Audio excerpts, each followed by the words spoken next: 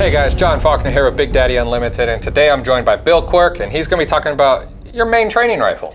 So break it down exactly kind of what you have put together here and the why. Okay. So throughout my career in law enforcement, I was a rifle guy.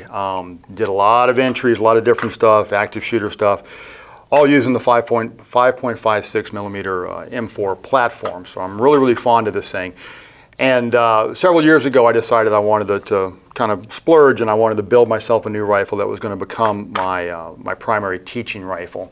And so that's what this thing ended up being. This is a Noveske, I think it's a Gen 3 lower. It's a forged lower, has the flared mag well, integral trigger guard.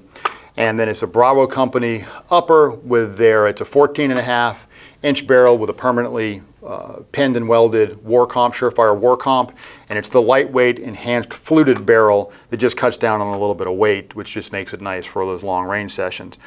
The Handguard is a Troy Industries M-Lock. I've been using Troy stuff for quite a while and have always been impressed with the quality, really like it.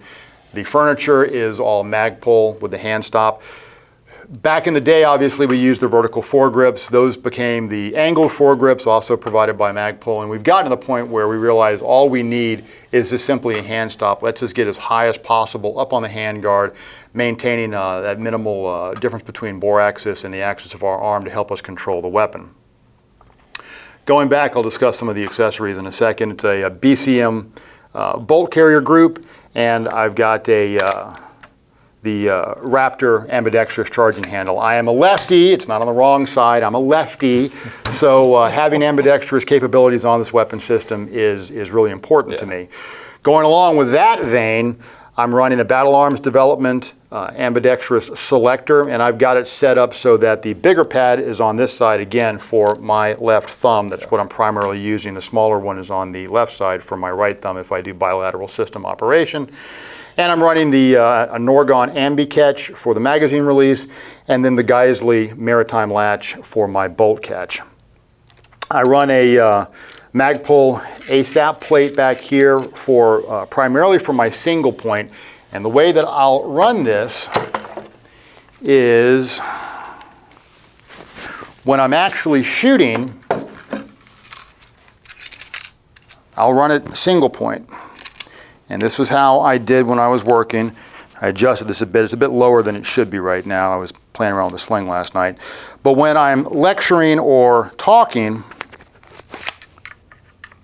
I can convert it to 2-point, and I get the increased stability from having the 2-point connection. So when I'm shooting single point, when I'm doing more administrative tasks, or when I'm lecturing or teaching or something along those lines, I can switch it over to 2-point just to give me more stability. Regardless, try as much as possible to keep my hand on fire control and positive control of my selector, because with kit and whatnot, these things can get bumped off. So, running the Magpul Mo SL stock, really good piece of kit. I like the Magpul CTR as well, but I've got this on several of my primary rifles, and a really good cheek weld, very stable even though it is a collapsible stock. Magpul K2 grip, again, personal preference. I like it's a sharper angle and it's got this notch out. This lets my hand get in there real tight. So when I'm pulling the gun into me nice and solid on my shoulder, it just gives really good contact, and it keeps my wrist from getting too bent and too out of shape. As far as my sighting system, on this particular gun, I'm running a low power variable optic. This is a Trijicon AccuPower 1:4. I like it a lot. I find most of my career, actually all my career, I was a door kicker. I was a close-in kind of guy. I'm not a sniper, never been a long-range guy. And I know that there's some really good glass out there that you can pay quite a bit more for. This one works really well for me. I've got about 5,000 rounds through this particular setup like this since I had this thing built over the past 3 years, I think. And because I've got like 4 rifles that I shoot routinely. And it's done very well for me, anywhere from close quarter spitting distance all the way out to the last class I did at distance. We were shooting at about 200 yards. So the intermediate range stuff that I do, for me, when I say mid-range, I mean 50 to 100 yards, because from my world as a door kicker, that's what we were dealing with. We're not talking about 400 to 600 yards. We're talking about a a self-defense situation where suddenly you need to take a longer shot. And realistically, we're looking at that 50 to 100 yard type of situation. And this is really good for that. 1 to 4 is good. I'm a big believer in backup optics of some sort. So I do have on the left side of the gun. I was giving him a hard time because I said his arm was on the wrong side. On the left side of the gun, so that I can just rotate over, I have a Trijicon RM06. My other rifle that's got a low power variable optic actually runs the cantilever 45-degree sights. I use Troy in that case, but wanted to try the RMR, and I like it a lot. I like having the backup system there. These are very robust, not prone to failure, but you know, the military idea, 1 is none, 2 is 1. I just like having that backup when your life is dependent on these tools, as mine did for my career. I like having those redundant capabilities. Going along with that, rule 3 for us is keep your finger off the trigger, straight on the frame until the weapon is pointed at your target, and you have made a conscious decision to fire. Part and parcel of a conscious decision to fire is you have to have positively identified your target so you know what it is that you're about to destroy. Having a white light on the weapon system is critical to give you the capability to do that. Light is information, information is power. So in this case, this is a Surefire M600 dual fuel. I've got my pressure switch mounted right up here so that I can run the gun ambidextrously, or run the light switch rather ambidextrously. Good light punches out a nice tight hot spot at, again, the reasonable distances that I'm going to be engaging in.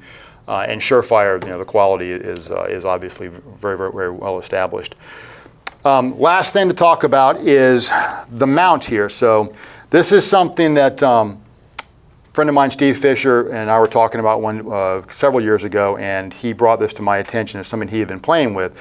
So your conventional mount for the low power variable optic is going to be somewhere around 1.5 inches above bore line.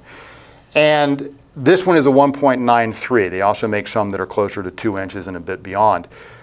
I like the slightly higher mount because what this gives me is something that I can mount as quickly. It's comparable to my red dot. And what I have found, putting this on the timer, I lose no speed at 1 magnification with this optic than I do over a aim point or a Trijicon MRO or any other kind of reflex 0 magnification red dot. When you have the lower optic on there, if this is primarily going to be a longer range weapon that you may use close in, then the 1.5 is fine because what you're going to be doing mostly is getting a good solid cheek weld in order to make that precision shot at greater distance. If you've got what I have here, something that's meant more for close in stuff that you may have to reach out at, then I find that the 1.93 or somewhere in that ballpark is much, much better, and it allows you to much more naturally mount the weapon. And like I said, you don't lose any speed between this and a red dot, which is one of the complaints people have or the concerns people have when running a low power variable is they're going to give up speed. You're not going to give up any speed. We've done this on the timer, and it is every bit as fast as my aim point T1 or my MRO or something like that.